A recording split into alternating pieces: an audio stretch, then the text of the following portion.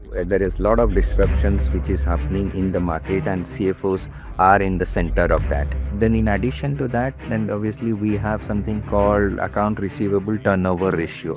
That ratio also needs to be, you need to keep a watch on that. It would definitely help in reducing your valuation. Welcome to Heroes of AI, powered by Growfin, a thought leadership series that spotlights the unsung champions and their transformational contributions in solving some of the biggest problems in the accounts receivable space. I'm your host, Pradyut Hande, and on this episode, we feature Soumen Das, Chief Financial Officer at DosePacker. Welcome to another episode of Heroes of AR powered by Growfin. I'm your host, Pradyut Hande, Associate Director of Product Marketing here. And today I'm joined by yet another very special guest. We have today with us Mr. Soumen Das, CFO of a healthcare group based out of Sacramento. And he currently oversees group financials across multiple business entities within this healthcare group itself. He's a sponsor of SPAC, and he's been so for the last 7 years. But overall, he's had a sterling career over the last couple of decades, where his career has been marked by a series of successful IPOs at the NASDAQ, where he's led innovative fundraising efforts that have significantly enhanced the financial standing and market presence of the organizations that he's been a part of. Welcome to the podcast, Soumen. So glad to have you here, and thank you so much for making the time. Thanks for having me, Pradyut. Awesome. There's so much that we definitely need to unpack, and I will definitely, pull from the conversational threads that we started when we first interacted in person back at the CFO summit in San Jose, which happened in February of 2026. So looking forward to unraveling a lot of very valuable insights that are going to be extremely valuable to our audience as well. So without further ado, let's get started. Right. So I mean, let's just set the context and the ball rolling here. We live in a very capital constrained macroeconomic scenario currently, right? Liquidity has tightened. There is growing uncertainty around how organizations are going to approach this because the scenario is evolving almost on a weekly basis. In such an environment, how has the CFO's mandate changed when it comes to optimizing for working capital efficiency? Yeah, absolutely. So that's a great question. There is lot has changed over the years in terms of like how CFOs approach their work. Mhm. Previously, Pradyut, I would say that the focus was more on cost cutting and you can say managing the liquidity, which we do have. But in current environment, there are a lot of uncertainties which have come up. You have the macroeconomic uncertainties, you have inflation coming in, and on the technology side you have a AI boom coming in. So all those factors are very challenging from a finance point of view, from a group point of view, because that not only affect has the potential to disrupt business models which have been working for years. They also have serious ramifications not only are on your customers as well as even on your vendors as well. So from the entire point of view, there is a lot of disruptions which is happening in the market, and CFOs are in the center of that. So Yeah. for me, managing the finances of this group, obviously on a day-to-day basis, I have to tackle the liquidity issues across the group, and I can very well relate to what's happening across the board related to this same issue. Yeah. Awesome. That makes complete sense. Great point that you made there, Somin, just in terms of how there's always been pressure when it comes to Yeah. the office of the CFO, right? It's just that those pressures have seen different degrees of variance and now different layers of complexity involved as well. Right. So it's almost a game of staying two steps ahead and being able to preempt what potentially could happen. Right. In such a scenario, Somin, what according to you, are some of the most effective levers for a CFO to protect and ring fence cash flow? Yeah. So in terms of that, as a CFO, you have to make sure that you have full control over your account receivables. Right. Okay, account receivables, and also you manage your accounts payables. So in terms of that, in terms of account receivables, it's the duty of the CFO to ensure that the collections are happening on time. Not only the sales are closed on time, the uh, from the point the sales are closed to the point the cash arrives in the bank. Okay, Right. that period, that time frame has to be shortened, and the sooner the money gets into the account, the better it is for the company. So in terms of collections efficiency, in terms of days sales Mm. outstanding, we need to shorten the period and get the money into the account faster. So from a CFO's point of view, account receivable, faster collections from customers. And in order to do that, obviously there are multiple ways how you can reach out to that. Maybe you can set up auto pays from customers, maybe have some prepaid arrangement from customers, or you can have your high paying customers pay you on time. You need to receive their collections from them at a faster rate by those. So multiple things you can do on that side to improve your collections. And similarly, on your accounts payable side, you have to have an excellent relationship with your vendors to make sure that your accounts payables are in control.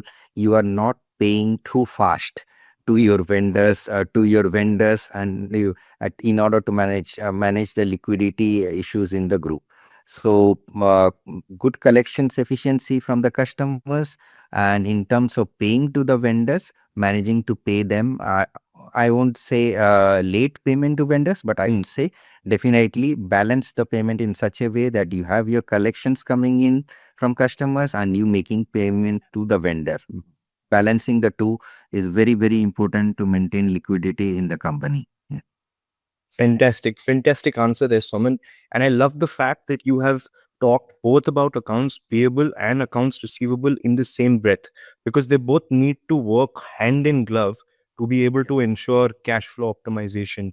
Um, Very often, Soman, in my conversations also, even with proven CFOs at multi-billion dollar companies, the emphasis is more on optimizing for accounts payable first, and accounts receivable becomes somewhat of an afterthought, depending upon what business priorities might look like.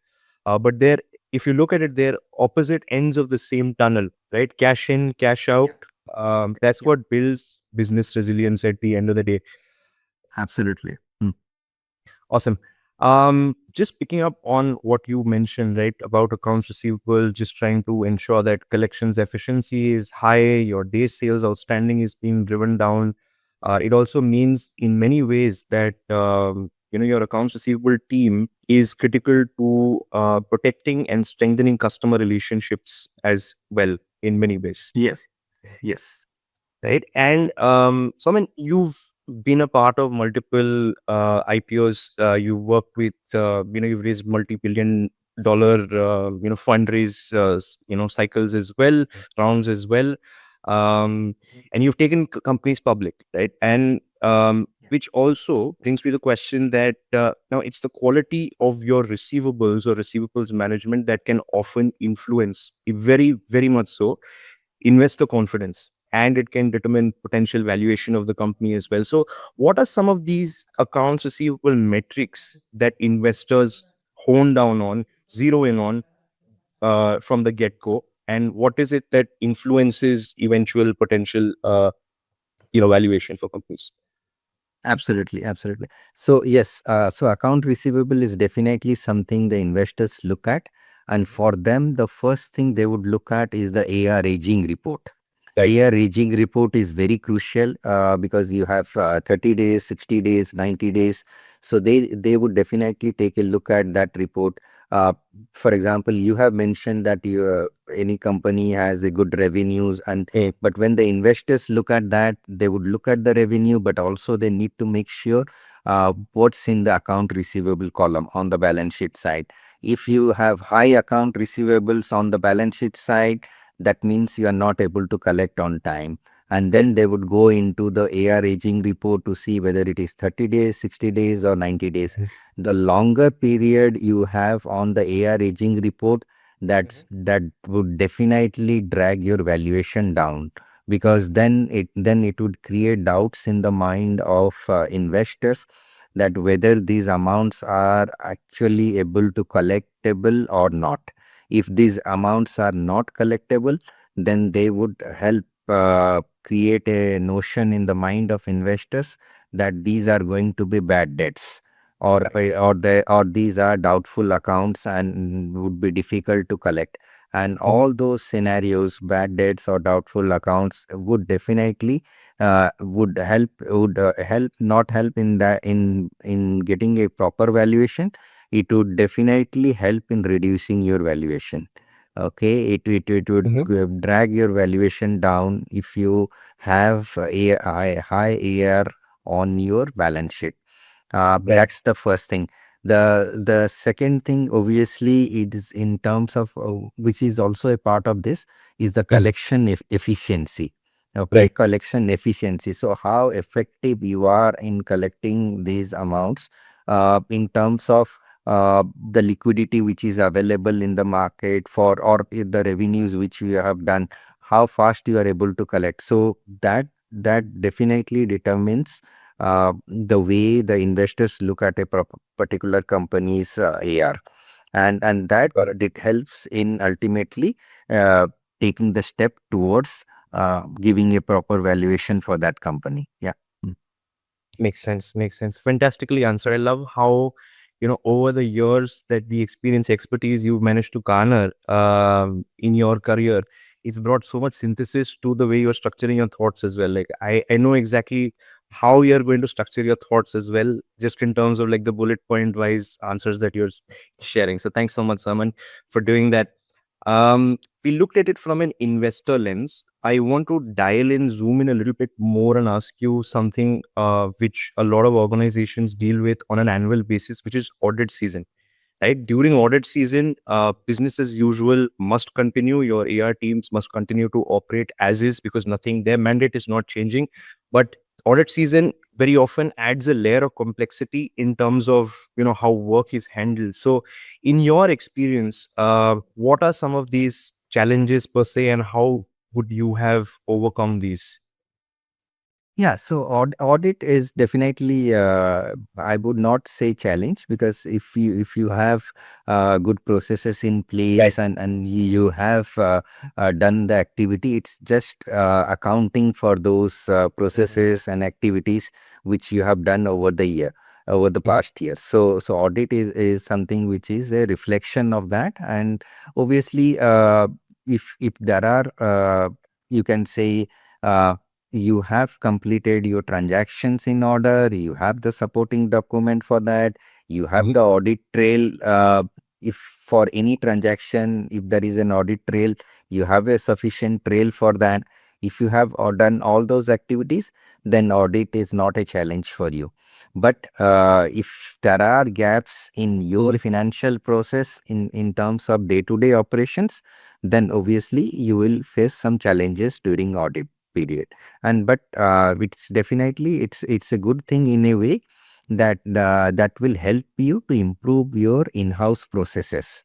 It will help you to put more stringent controls measures in the group in terms of carrying out the day-to-day financial operations, and which would further enhance the credibility of the company. And going forward, in future years or down the line, you will come out with flying colors when the audits happen.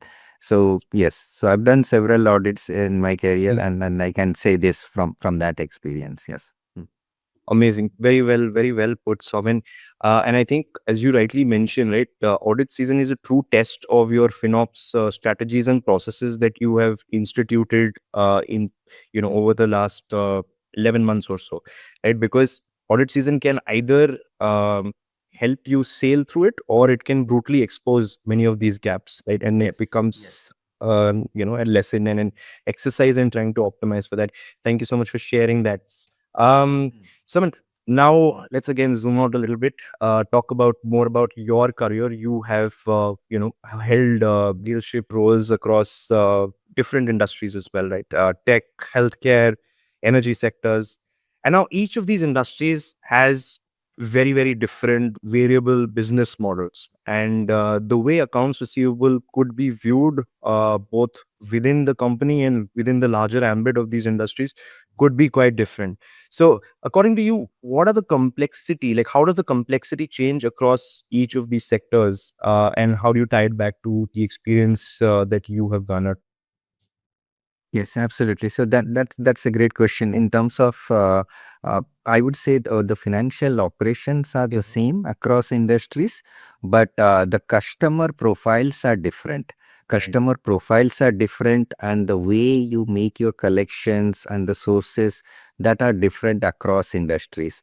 For example, in the healthcare industry where I am currently working, Mhm. we have significant exposure to insurance companies, healthcare insurance company from which we need to collect our payments. Right. Because we have patients coming in, and Mhm. and those patients have healthcare insurance, and we need to make a portion of our collections from insurance company. Right. And in those cases, uh, the payments which we collect from insurance companies, that's not in our control Mhm. when it comes. So there is often a delay in getting those collections done, and obviously, if these insurances are tied up to the government, it further delays your collection.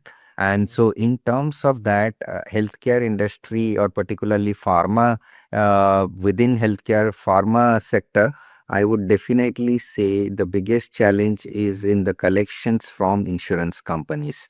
Okay, Okay. that's the challenge, I would say. You don't see that exact challenge in a technology sector where you have customers who have been working with you for several years, and you have SaaS-based model, subscription models available for the products you have provided to your customers, and you have recurring payments coming in every month and month. So in Mhm. terms of that, you have a clear visibility to the collection or to the incoming revenue in those industries.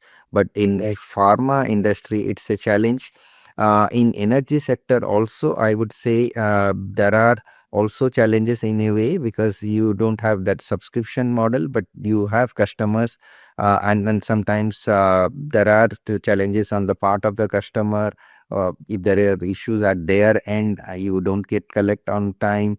But Mhm. yes, the other thing about energy sector, or in general utility sector, is you get your collections after you provide all the services, right? Right. So Right. if people don't pay on time, and there is a delay, then that affects the liquidity in the group, and that affects the business operations. So that's a challenge as well. Got it. Got it. And I'm sure like there are like key metrics that hold true regardless of what industry that you're operating in. But what would, like, do they get specific weightage, specific importance in each of these industries? Like for example, the collection cycles, as you mentioned, could vary, right? What would be the difference? Like what is a good PSO, for example, across each of these industries? Good benchmark per se, based on your experience. Uh, are you asking about DSO? Yeah, DSO or some of the other critical metrics. Yes. Yes. So for technology sectors, obviously the DSO is less within 30 days. Definitely much faster because it's subscription. So it's within Right. 15 days in a way. But for healthcare companies, it can be even 2 months. It can Right. go up to more than 2 months, or even longer than that, depending on the scenario. And so yes, so DSO is definitely one of the metrics. And then in addition to that, then obviously we have something called account receivable turnover ratio. Okay, Right. in terms of you have the turnover, and on top of it, what's your account receivable? So that ratio also needs to be, you need to keep a watch on that. In addition to that, you have the AR aging. So Right. aging will give you the time frame in which you are collecting. So those items are there. And in terms of that, you also have something called collective efficiency index, effectiveness Right. index. CEI. So Right. yeah, so CI. So you can take a look at that as well to see how fast this company is able to collect from its customer. So these are some of the metrics definitely one needs to take a look at. Yeah. Mm. Awesome. Thank you so much for sharing that. That also brings me to my next question. Now, contractual terms are also going to be different across each of these different industries. This also puts a, the microscope on credit risk involved, Mm. right? So how do you evaluate credit risk as such? You could share the example of your current industry, and what Yeah. level of credit risk mitigation do you have to factor in, and how does it potentially impact your accounts receivable management? Yeah, definitely. So yes, so we definitely need to take a factor of that, and then what we have done in our company is we have categorized customers into based on their paying pattern over the years. We have marked the customers into different segments, showing which is a risk customer, which is a good paying customer. So we have different categories of that. We have marked that, and based on that we have done a profiling of customers, and that helps us in observing the amounts which we are receiving from the customer, and seeing what portion of our collectiveness, or you can say what portion of our revenue is actually we're able to collect, what portion of our revenue is at risk every time. So we have marked all that part of it. And having said so, the second thing what we also keep in mind that we do have a buffer margin in terms of Right. like in the collections. We do have a buffer margin where we keep a track of if there is any probability of the collection coming in from these type of customers is less. What should we do? What should we do Right. in terms of collection? And is there any way we are able to collect it, or should we write it off? So those are all steps we have, and we follow a particular process to find to come to a conclusion about each and every item which is at the AR level. Okay, so we, Right. we we took a broad view about that entire thing. Yeah. Mm. Fantastic, fantastic. And I think that resonates really well with what we do at Growfin as well, right? Especially when you mentioned, the entire risk profiling. You need to have like dynamic health scores for each of your customer accounts that take into account, like changing contractual terms or payment behaviors. Even, billing models could evolve over a period of time, right? As complexity of customer relationships with that particular vendor per se or customer might change as well. So all of that gets factored into how eventually you collect as well, right? Your collection strategy gets determined by the evolving customer health as well, health score in this case, and risk mitigation, credit risk mitigation as well. Fantastic, fantastic insights. And so, I mean, that brings me to what I am most passionate about here at Growfin as well, which is talking about leveraging AI native or AI led automation to influence outcomes within accounts receivable, right? And Mm. you have seen the evolution of how technology or software tools are getting adopted to empower AR teams as such. And of course, there is automation, and now there is agentic AI that has come into the picture as well. So just wanted to gain your level one thoughts on how Yeah. you have seen the space evolve, and how do you think AI is actually unlocking value for the office of the CFO?